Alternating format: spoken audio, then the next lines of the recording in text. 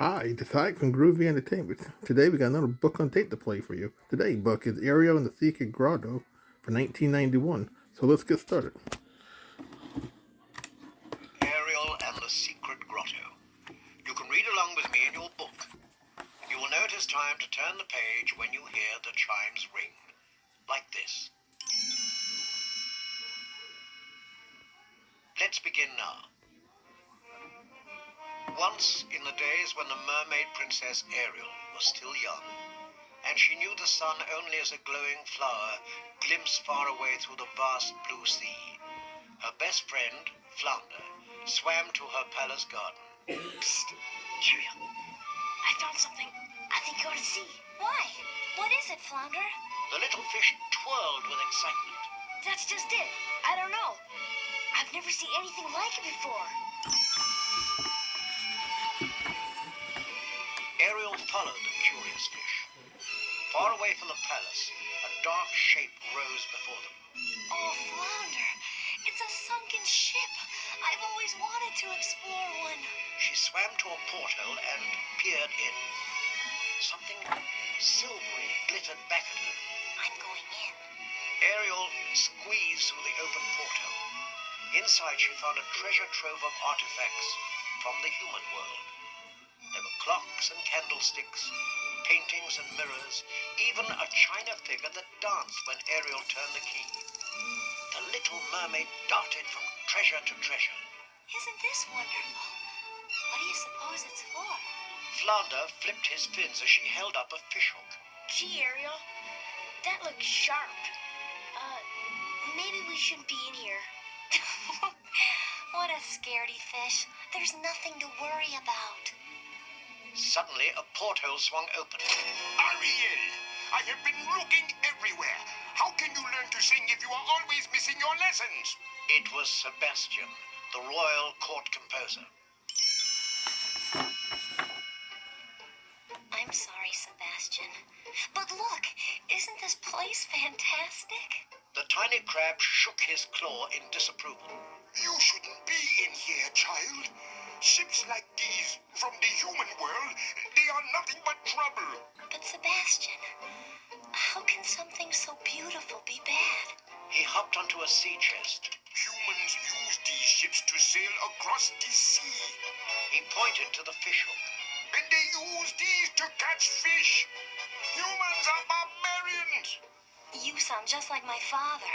Ariel whirled away and put on a beaded necklace, smiling at her reflection in the mirror. Humans are dangerous. That is why King Triton forbids contact with the human world. And that includes these human things. Flounder came to Ariel's defense.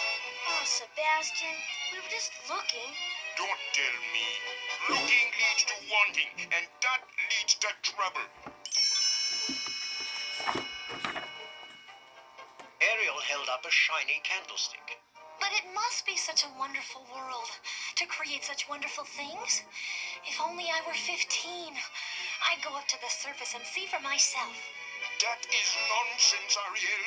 You know that even if you were old enough, you can only go up there once on your 50th birthday. Don't even think such a thought.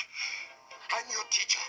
If your father heard you talking like that, I'd be one cracked crab. Sebastian shooed Ariel and Flounder away from the ship. But as she left, Ariel snatched up a jeweled hairpin and hid it in her hands.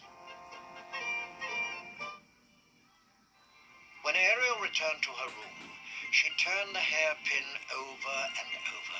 The jewel sent a rainbow of colored lights dancing across the castle walls. I don't see how anyone who makes such beautiful things can be all bad. So in spite of her father's rule, Ariel was determined to learn more about the human world. In the days and weeks that followed, Ariel and Flounder returned again and again to the ship. Ariel, are you sure this is a good idea? Remember what Sebastian said? Oh, Flounder, he's just a worry fish. She picked up a soup bowl and studied it. Oh, look at this.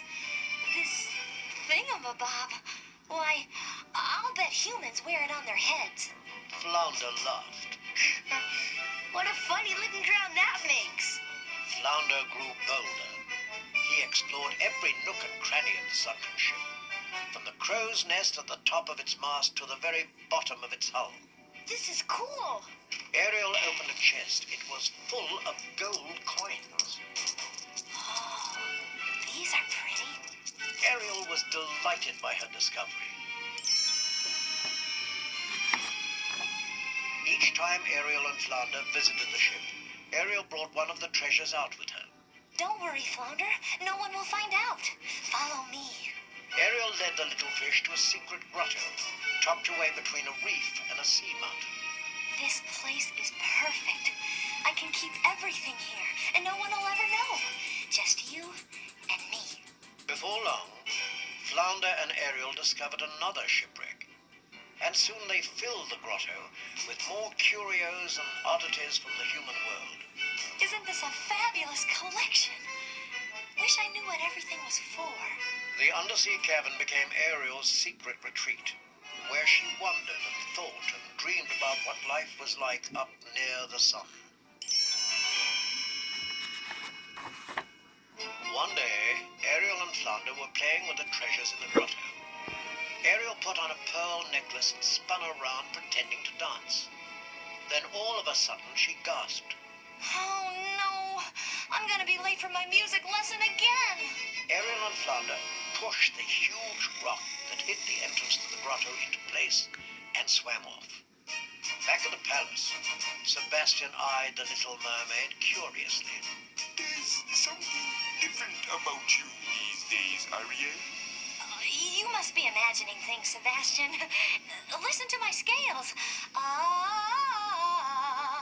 Sebastian pointed accusingly. Where did you get that necklace? Those don't look like any merpearls I've seen. Ariel smiled. Oh, these? Flounder chimed in. I found them. I think they look pretty on Ariel. Anyway, all pearls come from the ocean, don't they? Sebastian frowned, but continued with Ariel's lesson. Ariel whispered to Flounder. That was a close one.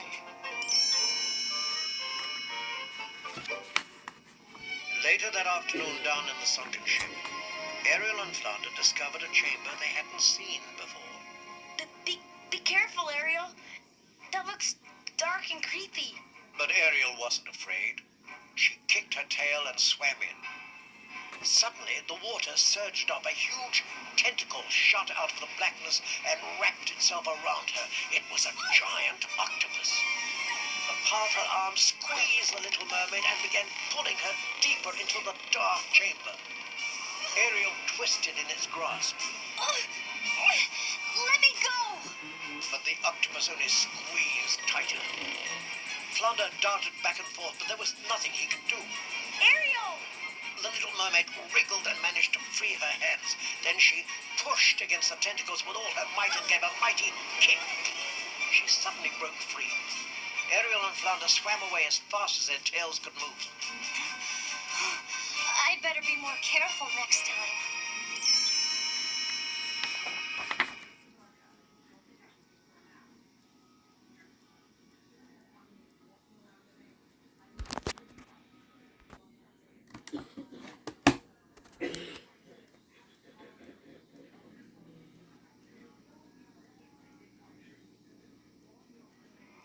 A few days later, Flounder found Ariel dreaming in her grotto. Flounder, I've decided. I'm not going to wait until my 15th birthday. I'm going up to the surface today. But Ariel, you can't. It's not allowed. I don't care. I'm going. I have to see what it's like. She swam resolutely to the grotto entrance. You don't have to come. Flounder swam after her in alarm. Ariel, it's too dangerous. Come back, please. But it was no use. She sped upward from the ocean bottom all the way to the bright turquoise water just below the waves. The sun had nearly set when Ariel and Flounder broke the surface of the water. The clouds were rosy pink, and along the horizon a band of gold sparkled and danced upon the sea. Oh, Flounder. I never dreamed it would be so beautiful.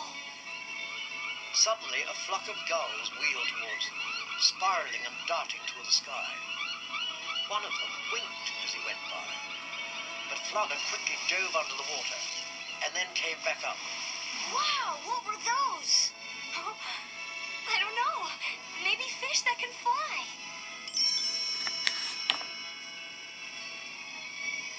Look, Flounder, over there. Is that land? Ariel dove and swam just under the surface towards the shore. When they were still a good distance away, she bobbed to the surface again. Oh my gosh, it's a little boat. As she watched, the boat came closer. She would be seen. She ducked back under the water and swam away, but just a little bit. This was her chance to find out more about the human world, and she wasn't going to lose it. A small boy and girl sat in the tiny rowboat, trailing their fingers in the water. Ariel looked up at them from beneath the waves. She was so close. Suddenly there was a splash. Oh no! My dolly! I dropped it! Ariel dove after the doll as it sank through the water. She caught it and hugged it to her. Oh, so this is what humans look like. She spun away from the boat in joy and didn't even notice that the boy had dropped a fishing net into the water. Ariel swam far below the boat, clutching the doll. She was safely out of sight, even if the children looked down into the water. The little girl was still upset. I've lost my doll! The boy reached over the side of the boat. Never mind that! I caught something! Below the water's surface, Flounder was struggling. Ariel! Ariel, help! Flounder was caught in the net. Ariel didn't know what to do. The boy hauled up the net and the boat began to move away. Ariel let go of the doll and hurtled up toward the boat. But as she drew closer, the boy leaned over the side. This is just a little guy. He gently slipped Flounder into the water. Back you go, fella. Flounder wiggled his fins faster than ever and swam back to Ariel. His eyes were as big as sand dollars. Did you see that? Oh, Flounder, I was so worried. Ariel hugged her friend. Ariel watched the little boat floating away. She thought about how kind the humans had been to set Flounder free. Suddenly she streaked down through the water, snatched up the doll, and bobbed up to the surface again. I wish I could keep this, but they were so nice. I ought to give it back. But how? I can't let them see me. Need help, sweetie? It was the gull that had winked at her. I can fix it for you. He took the doll in his beak, flew over to the boat, and dropped it into the arms of the little girl. Just then, Sebastian popped to the surface. Ariel, there you are. What are you doing up here, young lady? Oh, your father is gonna bust his skills when he finds out about this. This is terrible. What if a human saw you? You'd wind up on a hook for sure. You two come home with me this minute. Ariel took one last look at the sky, filling her heart with its beauty. All right, Sebastian. We'll come home now. Then, just before they dove under the sea, she winked at Flounder. But I'll be back. The little mermaid promised herself this was just the beginning. Ariel knew Sebastian and her father must be wrong about the humans. She had seen for herself how kind they could be. She hoped someday, somehow, she would be part of their world.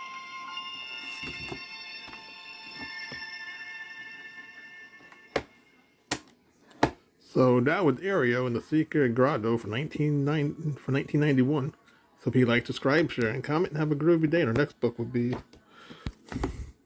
Ariel in the Mysterious World Above.